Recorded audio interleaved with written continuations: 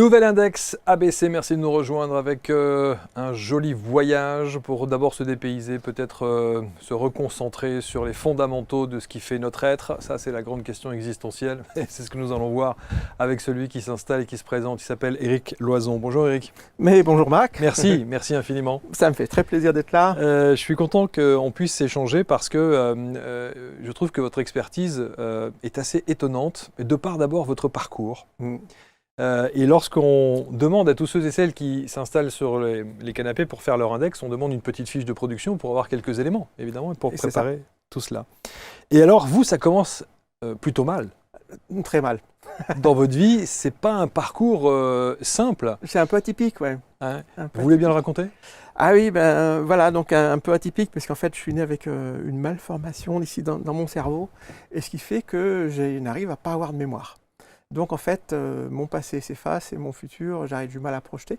Donc en fait, le cadeau, c'est de vivre dans l'instant présent. Alors déjà, je veux vous dire, ça c'est un cadeau extraordinaire. Vous savez qu'il y a des gens qui luttent en permanence tous les jours pour être dans cet instant présent. C'est tout qui veulent, moi c'est automatique. D'accord.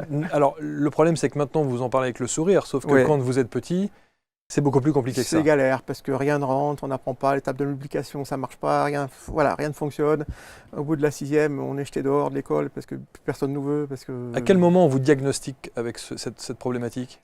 Je sais pas, je devais avoir 6-7 ans en fait. Vous voyez que vous en souvenez. Oui, non mais... Bravo. Je rigole. Quel bon piège. Je rigole. Voilà, non, j'ai quand même des fondamentaux, j'arrive à me souvenir, mais je plaisante. voilà. Bon. En tout cas, ça vous impacte. Vous dites, au contact des autres, mon cerveau s'est grippé, j'ai perdu la capacité de retenir la moindre information. Je suis sorti donc de l'école en 6e, vous le disiez, au point que vous vivez comme un ermite. Complètement. J'étais dans une maison. En plus, on était dans une maison, dans un Mass Sevenol, à 3-4 km de la première maison. Donc, il n'y avait pas un voisin, il n'y avait personne. Donc, l'ermite, c'était bien là. Dès que je voyais quelqu'un qui arrivait, je partais en courant parce que voilà, tout me faisait peur, quoi. Et ensuite, c'était les filles. Alors, je ne changeais pas de trottoir, je changeais de rue carrément. Donc, voilà. Donc, aucune vie sociale. Aucune vie sociale, zéro, à part les poules, les chiens, les chats. Et voilà. C'était tout ce que j'avais. Ça dure combien de temps, ça ? Oh, ça a duré bien longtemps, puisqu'en fait, jusqu'au moment où j'en ai eu marre. Marre de cette souffrance, marre de m'enfermer sur moi-même, et envie de mourir. Et du coup... Oui, vous parlez de suicide. Hein. Oui, exactement. Parce que quand c'est trop fort, quand c'est trop profond, la douleur est là et ne pas pouvoir s'en sortir, ne pas pouvoir communiquer et de vivre avec joie. Tous les autres qui s'amusent et puis pas moi. Donc, alors j'avais beau partir en voyage dans ma tête. Déjà, j'étais dans les voyages, mais je construisais mon monde à moi. Et puis à un moment, je me dis j'en ai marre, donc du coup je vais aller dans ce monde et du coup je me suis engagé dans l'armée, dans les paras, dans les commandos. Donc là j'étais obligé carrément de faire on-off et de me battre pour dire voilà, il faut que je vive. Ouais. Et du coup j'étais en groupe et je ne pouvais pas y échapper. Ouais. et la transition a dû être extrêmement brutale. Très difficile, très brutale, voilà, tout le monde se foutait de moi, enfin voilà, c'était hyper compliqué. Et ça a été 3 années, parce que j'ai fait 3 ans d'armée, donc 3 années très difficiles, mais qui m'ont tellement appris, puisqu'en fait j'ai appris ce qu'on appelle la loi du Père, en fait, à la règle, les lois, et un peu d'autonomie par rapport à tout ça, jusqu'au moment où je suis sorti grandi. Et me rendre compte qu'en fait, laisser l'autre avoir raison, ça devient un must. Donc en fait, j'ai arrêté de me battre pour comprendre qu'en fait, que la vie est tellement plus simple. Et de cette armée, j'en ai servi beaucoup de qualités, parce que pour moi, ça m'a appris à vivre. Expliquez-nous, qu'est-ce que ça veut dire cette phrase ? Donc, laisser l'autre avoir raison, ça veut dire que c'est quoi ? C'est une sorte de soumission Pas du tout. Ça n'a plus envie d'avoir à argumenter ? C'est-à-dire qu'en fait, si par exemple, je suis un commerçant et je veux vendre mes choux et mes salades, je vais argumenter mes salades parce que c'est les meilleures, elles sont bio et tout ça. Mais moi, parce qu'en fait, on va me juger, on va critiquer. Et laisser l'autre croire que je suis un idiot, laisser l'autre croire que ça, en fait, je suis tellement bien dedans et j'ai appris à être bien à l'intérieur de moi. Ça veut dire que le regard des autres, vous fichez du regard des autres, c'est ça ? Voilà, ça a plus de prise du tout sur moi. Et du coup, c'est libérateur. C'est complètement libérateur. Et du coup, je peux vivre là, maintenant, je peux faire un peu ce que je veux, où je veux, comme je veux, en respectant les autres, c'est certain, mais c'est très positif. Alors, vous sortez de l'armée, vous avez cette prise de conscience-là, Ouais. vous vous sentez effectivement un autre homme presque, hein, Complètement. une libération. Complètement. Voilà. Ouais, ouais. La suite de votre vie? La suite, à l'armée, en sortant de l'armée, j'ai un pote qui me dit, moi je vais faire de l'ostéopathie. Je ne sais même pas ce que c'était. Je lui dis, je viens avec toi. Bon, ok. Et puis, donc j'ai suivi les cours d'ostéo, j'ai suivi effectivement tout ça. Et bien sûr, au moment arrivé où passer l'examen, impossible de passer l'examen. Donc j'étais effectivement, ça ne marchait pas, donc je ne pouvais rien écrire, puisque pas de mémoire, pas d'écriture, rien du tout. Par contre, à la pratique, je suis sorti le premier. Donc j'ai cette chance, effectivement, d'être pas trop mauvais en tant qu'ostéopathe, d'être bien reconnu, puisqu'en Suisse, maintenant, je suis reconnu comme un médecin. Ouais. Donc j'ai réussi à passer tout ça. Donc je n'ai pas spécialement de diplôme, mais j'ai une qualité de travail qui fait que je réussis. Je réussis. Ça, c'est dans quand même beaucoup de choses. extraordinaire. C'est-à-dire que vous êtes un des rares Ouais. à pouvoir exercer une pratique Ouais. sans diplôme. Exactement. Et en Suisse, ce sont les assurances suisses qui sont venus me chercher, parce qu'il y avait tellement de gens qui venaient chez eux en disant il faut qu'il soit reconnu, il faut qu'il soit reconnu. Donc ils sont venus voir, et puis du coup j'ai été reconnu et c'est tout bon. Donc vous ouvrez un cabinet? Donc j'ai ouvert un cabinet à Genève, un cabinet à Lausanne, et je suis toujours ostéopathe d'ailleurs. Vous êtes toujours ostéopathe, je oui, pratique bien sûr. aussi Bien ce sûr, métier bien sûr. fabuleux qui est là, quoi. Est-ce que on parle de dizaines de milliers de personnes qui sont passées entre vos mains? Ouais, à peu près 70 000, quoi. 70 000, hein. Ouais, exactement. Donc ça fait du monde quand même, quoi. 70 000, et d'ailleurs, je crois savoir que le professeur Henri Joyeux, qui a son émission hein, sur Et la chaîne exactement, ABC ici Talk. aussi. Oui, absolument. Et il vous a préfacé un Il de vos préface ouvrages? les bouquins que j'écris, effectivement, Que vous tout à faites, fait, parce ouais. qu'en fait,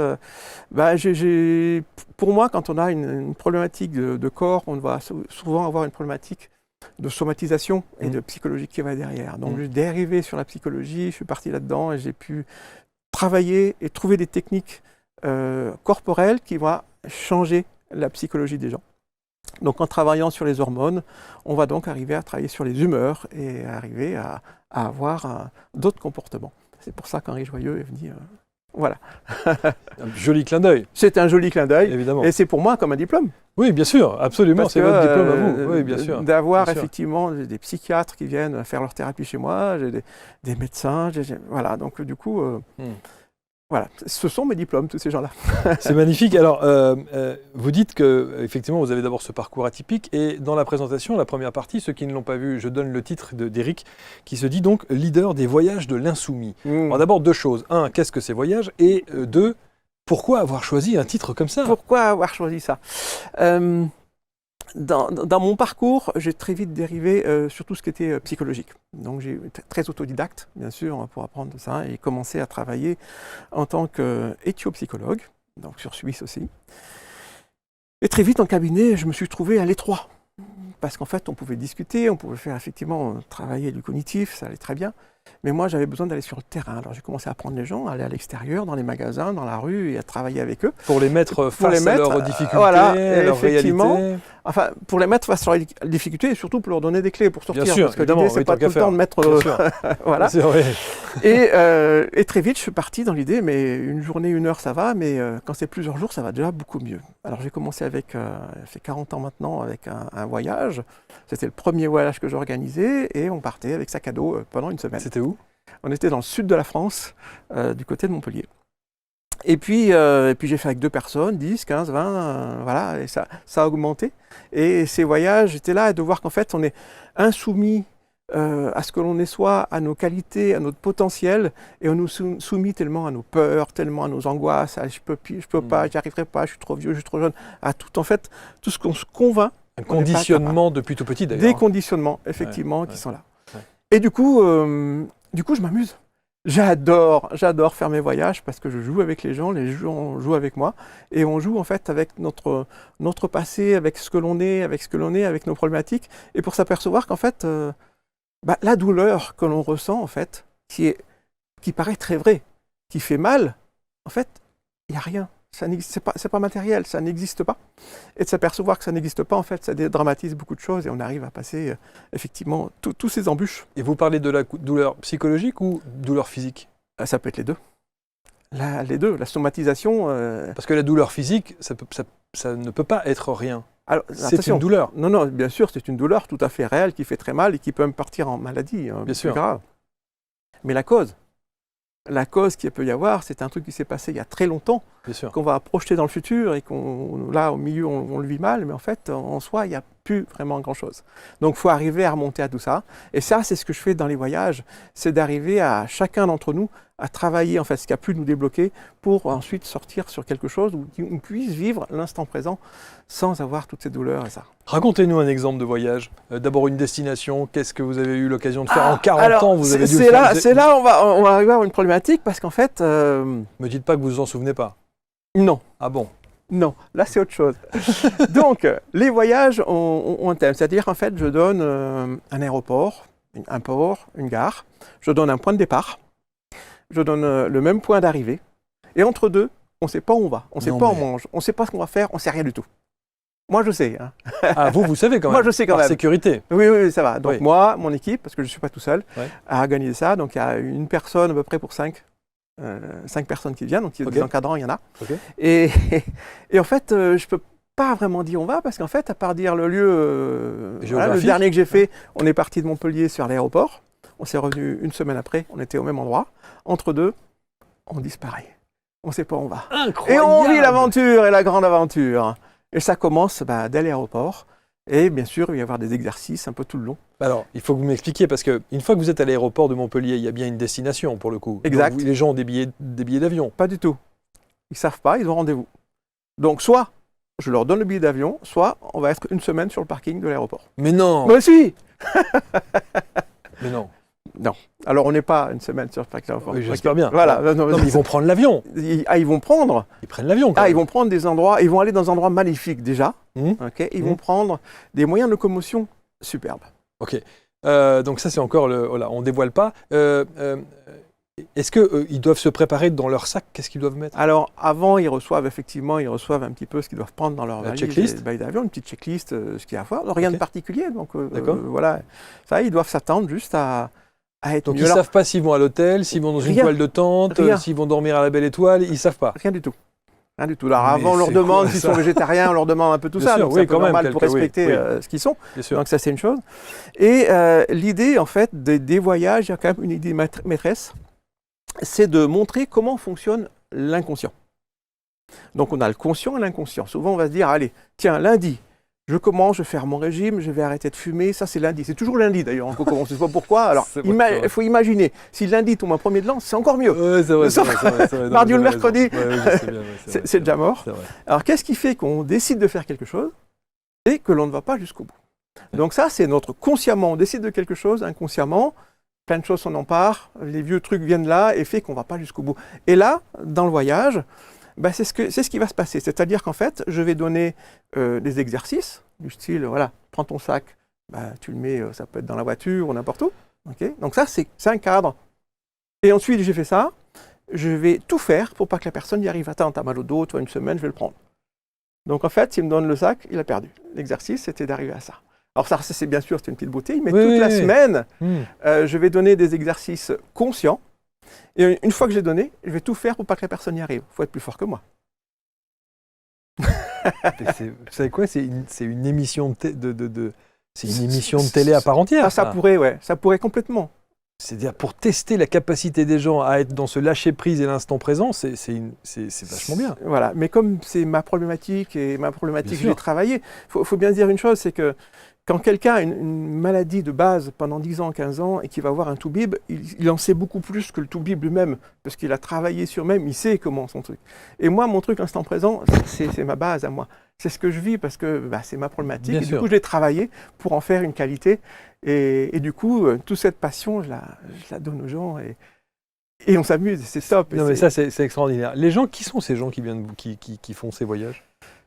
Il y a de tout, il y a des chômeurs, il y a des banquiers, des médecins, il y a de tout. C'est toute personne en fait qui a envie de dire dans ma vie, tiens, j'aimerais un coup de pied pour que ma vie change. J'aimerais être mieux dans ma vie. Il y a tellement de choses, je suis pris dans mes conditionnements, j'arrive pas, je change pas de boulot, aujourd'hui divorcé, mais j'y arrive pas, je réfléchis, j'y arrive pas. Et tous ces gens-là qui ont besoin d'un coup de pied, bien gentil bien sûr, mais qui ont envie de changer de vie. Et donc vous sentez la transformation? Complètement, radicalement. À toute personne, il n'y a pas une personne à qui ça n'est pas arrivé. Il y a des centaines et des centaines de personnes qui ont fait ça. Ça fait 40 ans que vous faites ça? Ouais. Mais c'est incroyable. Des cette centaines de histoire. personnes sont venues. Mais Et- alors, bon, déjà, bon, je vais vous dire sincèrement, déjà rien que pour moi, ça c'est surréaliste dans le sens où si je sais pas où je vais dormir, s'il y a la clim et si éventuellement il y a du Wi-Fi, C'est ça. c'est juste pas possible. Hein, ça, Ouais, ouais, c'est- non, voilà. mais voilà. Mais là, pour le coup, on y va vraiment à l'aveugle. D'abord, ils sont déjà, en faisant cette démarche, dans une démarche de lâcher prise parce ils vous font totalement confiance. Complètement, ouais. Complètement. Déjà. Complètement, ouais. Disons que j'ai pas mal de gens qui sont venus parce qu'en fait, ils ont leurs voisins, ils ont leurs copines, ils ont quelqu'un qui a fait des voyages.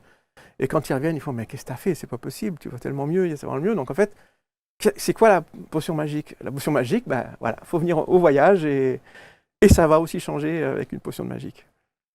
Ça, c'est vraiment incroyable. Qu'est-ce que les gens vous disent à l'issue? Est-ce que vous avez des histoires de gens qui effectivement viennent avec une problématique, font votre voyage et puis repartent et que vous revoyez quelques semaines ou quelques mois après, qui vous disent « Waouh, ça a vraiment changé ma vie ». Ouais, quasi tous. Quasi tous, parce qu'en fait, on ne peut pas ressortir. Quand on a touché à quelque chose de neuf qu'on ne connaissait pas, ben on a envie d'y retourner. On va trouver un bon resto, on est dans celui-là, c'est le resto, mais qu'est-ce qu'il est bon, j'y retourne la semaine prochaine. Et c'est pareil, quand on est mieux avec soi-même, ben on a envie de rester dans ce mieux, quoi. Alors, il se peut que la famille, si on vit avec soit un pervers ou quelque chose comme ça soit difficile. Ça, je ne conviens pas qu'effectivement on est à l'extérieur. Mais en attendant, c'est une chance magnifique d'avoir goûté à vivre autrement. Et c'est possible. Et est-ce qu'on est dans le dépassement de soi, là, pour le coup? Du début jusqu'à la fin. La zone de confort, on en sort tout de suite. Et justement, il faut avoir confiance. Il faut me faire confiance ici Oui, là-dessus. clairement, il faut faire confiance au processus. Bon, en même temps, vous avez l'expérience, vous avez le recul, vous avez les années d'expérience, donc évidemment, on se dit là, que, maintenant, je suis un peu rodé. Là. Oui, c'est ça. Voilà. Et du coup, vous ne dévoilez jamais vos destinations? Jamais. Et là, vous ne pouvez pas nous dire où on va? Non, je suis au point de départ, là. Donc, il y a un point de départ, il y en a un qui va se faire sur Genève, le point de départ. Et c'est un des plus petits voyages que j'organise sur 3 jours. Et c'est dans la série « Je m'en fous ». Donc, mais c'est incroyable. Je m'en fous, je te capte pas. Donc, en fait, c'est au niveau de la communication entre soi-même et les autres. J'aime bien le... Non, mais oui, parce que je me dis... Non, mais vous imaginez, non, mais je me mets à la place. Tu vas où? Je vais faire un voyage. Oh, formidable, tu vas où? Je m'en fous, je ne le capte pas. Non, mais... Exactement. Ça donne bien déjà... Hein, le ton. Voilà. C'est un peu ça toute la Ça série. veut dire que les gens ne vont pas se parler? Ah, si, ils vont essayer de s'entendre, et puis justement de s'écouter, de s'entendre pour une fois dans leur vie, justement pour qu'on arrive à se capter. C'est la base de la communication, de pourquoi on n'arrive pas à se parler. Pour mettre en place un voyage comme ça, est-ce que vous castez un peu les gens en fonction des personnalités? Parce que votre concept peut tomber à l'eau si vous tombez sur des gens qui ne sont pas raccord avec ce que vous faites, ou en tout cas qui ont... en plein milieu du séjour, pètent un câble ou se disent non, moi je fais pas ça. Vous voyez ce que je veux dire? Ouais, tout à fait, mais en fait, ça ne se passe pas comme ça. Une semaine, pour moi, 8 jours de voyage égale 8 mois de travail. Donc j'ai, pour moi, en préparation, 1 mois de travail pour 1 jour de voyage avec les gens. Ah ouais. Donc ça prend du temps. Et pourquoi? Parce que justement, n'importe qui, tout le monde peut arriver, peut venir avec n'importe quelle problématique. Il doit y avoir la solution dedans. Donc c'est réfléchi en amont. Donc vous adaptez le voyage en fonction du besoin de chaque personne qui vient dans votre voyage. Qui va venir. Et ça, c'est préparé en amont. C'est pour ça que ça prend 3 temps. Donc 3 jours, c'est à peu près 4 mois de réflexion pour faire un voyage de 3 jours. Tout est préparé, tout est mis en boîte, voilà, c'est comme ici, c'est un studio, il y a plein de choses qui sont derrière. Et pour les voyages, c'est la même chose. Tout doit être présent, tout doit être là. Quelle que soit la personne. Combien de personnes travaillent avec vous? J'ai une personne pour 5. Voilà. C'est ça, une personne pour 5. Voilà. Donc, sur un et le nombre de groupes? Alors, le nombre de personnes, donc on peut être 10 et 12 personnes. Okay. J'ai eu pris maintenant, quand je travaillais, je faisais beaucoup de cabinets, je travaillais beaucoup plus. Donc, je n'avais pas le temps, donc je prenais plus de personnes. Maintenant, pour une qualité, je préfère pas prendre plus de 10 à 12 personnes. Donc, on est à 2 à 3 encadrant à chaque fois. Ce qui doit être aussi formidable, j'imagine qu'il y a des chefs d'entreprise avec leur staff qui doivent avoir envie de faire ce genre de voyage pour la cohésion. On est en train de monter actuellement, c'est ça. La cohésion de groupe au sein d'une équipe de salariés. Donc, on est en train de faire ça pour les entreprises. Ah oui. Donc, c'est un projet qui va venir là, qui est en train d'arriver. Juste, alors, je sais que vous ne voulez pas dévoiler les destinations, mais comme ça va m'agacer, je vais être obligé de vous questionner évidemment sur ces questions. Est-ce qu'on peut partir à l'étranger? On peut partir à l'étranger, oui, bien sûr. C'est-à-dire, on peut prendre un avion pour 8 heures de vol, c'est possible? Alors bon, si on part pour 3 jours, pour 8 heures de vol... Non, pas 3 jours, d'accord, mais sur une semaine. Non, disons qu'on va rester en Europe. On reste en Europe. Voilà. D'accord. Dans un pays chaud ou un pays... Bon, les amis, on y reviendra la prochaine fois. Non, parce mais, que- non, mais c'est absolument fascinant. Ce principe-là, d'abord, je pense que c'est unique au monde, ça. J'ai pas de. Vous n'avez pas d'équivalent. Pas Personne ne fait d'équivalent. la même chose que vous. Non, non. Toutes les personnes sont venues, mais il n'y a aucun équivalent nulle part. Alors j'imagine peut-être aussi, dans mon fantasme, c'est que les personnes au départ, en arrivant à l'aéroport de Montpellier par exemple, se retrouvant avec son sac à dos ou son sac de voyage ou sa valise, tout le monde doit se regarder comme ça un petit peu sans savoir. Exactement. Hein, tout le monde pleure en repartant parce qu'il faut se quitter. C'est ça. C'est ça. Oui, parce que là, on n'a pas envie et du coup, Ouais. chaque fois, c'est le prochain. Allez, quand est-ce que tu nous en fais un autre? On y vient, on s'inscrit tout de suite. Et j'ai déjà pas fini celui-là, que les gens sont inscrits pour des voyages que je n'ai pas encore créés. Donc vous en faites quoi, 1, 2 par an? Non, alors il y en a plusieurs, il y a plusieurs thèmes. Hmm. Là, c'est à peu près 6 par an, quoi. D'accord. Dont le je m'en fous, je te calcule pas. Donc, je m'en fous, voilà, tout à fait. Alors, le prochain, ça sera je m'en fous, je gonfle mon ego. Voilà, donc il y a plusieurs thèmes qui vont arriver comme ça. Je m'en fous, je gonfle mon ego. C'est Alors qu'en fait, tout le monde travaille pour essayer de Exactement. maîtriser son ego. Hein. Exactement. Mais pour quelqu'un qui n'a pas confiance en lui, de le gonfler, c'est pas mal. Donc, à chaque fois que vous avez mis en place des voyages comme ça, il y a, au-delà de l'aspect un peu ludique, fun, Tout à fait. machin, il y a quand même un vrai raisonnement Complètement. presque thérapeutique Ah, derrière. complètement, oui, tout à fait. Tout à fait. Je veux dire, un mois de préparation pour un jour. Personne ne fait ça nulle part. Pour moi, je m'amuse dans mes voyages. J'imagine. Les personnes mettent leur vie ici, sur mon bureau. J'ai pas le droit de jouer avec eux. Alors, autant je vais jouer avec eux, on va rigoler, mais je peux pas. Je dois respecter ces gens-là. Ils attendent quelque chose de moi. Donc, je vais faire le maximum pour les aider. Moi, c'est sur le casting. Il doit y avoir des fortes têtes. Il y a peut-être Oui. des gens qui se disent « Attends, moi, je vais le faire, mais il va pas nous la faire. Parce que C'est ça, exactement. je vais gérer la situation, je vais Exactement. le mettre... C'est moi qui vais le challenger plus que lui. » Exactement. Il y en a qui doivent arriver avec Mais cet tout à état fait. d'esprit-là. Tout Donc à fait. ça, vous le savez, ça? Vous avez déjà cerné la personnalité? Je vois très vite. Enfin, généralement, il me faut 5 à 10 minutes pour voir une personne quand je ne la connais pas, donc c'est mort. Et oui, ça va très vite. Mais la personne qui... vous êtes obligé de les rencontrer au Non, j'ai plus besoin maintenant. téléphone au moins une Ouais, fois? au téléphone, ouais. Ouais, ça vous échangez un peu Oui, au oui, téléphone on et fait un vous petit sentez Skype tout de et suite. tout, ouais, voilà, D'accord. Et donc vous pouvez vous dire à ce moment-là, lui, je ne vais pas le mettre dans cette session, je vais plutôt le mettre dans l'autre session parce Alors, que ça sera plus ça intéressant. pourrait, mais en fait, toutes les sessions sont prévues pour qu'il y ait tous les caractères qui arrivent. Donc, En fait, c'est un Rubik's Cube, C'est ça. Éric Loison. C'est le Rubik's Cube du voyage, c'est ça, c'est-à-dire qu'il y a 36 couleurs, 12 000 facettes, c'est ça. mais on fait toujours le cube. Et on y arrive toujours. Et on y arrive toujours. Toujours, toujours. Je suis assez étonné parce que je ne vous cache pas que quand j'ai vu effectivement leader des voyages de l'Insoumis, je me suis dit voilà, c'est encore un tour opérateur à sa Oui. façon, comme il y a des dizaines de voyages spirituels, il y en a plein, hein, Exactement. ou de développement personnel, Ouais. il y en a beaucoup. Vous, non seulement, non seulement vous avez une thématique, mais personne ne sait où on va. Non, rien. Ouais. Ça n'existe pas ce que je fais. Ça... Qu'est-ce que vous aimeriez maintenant D'abord, vous faites l'index, pourquoi? Pour faire connaître ça? Oui, Alors pour que ça faire fait, ça fait connaître, 40 parce qu'en ans, fait, mais ça fait 40 ans que vous Oui, le mais faites. ça fait 40 ans, que j'avais mon cabinet d'éthiopsychologue et 40 ans d'ostéopathie. Donc en fait, j'ai pas mis la sauce, je m'amusais pendant tout ce temps-là. Maintenant, je ferme tout ça et le reste de ma vie, je le consacre à ça. Donc ok. maintenant, c'est l'année où je lançais tout ça. Et puis j'ai tellement de retours positifs et tellement les gens me disent mais le prochain, donc ça commence à pousser un peu.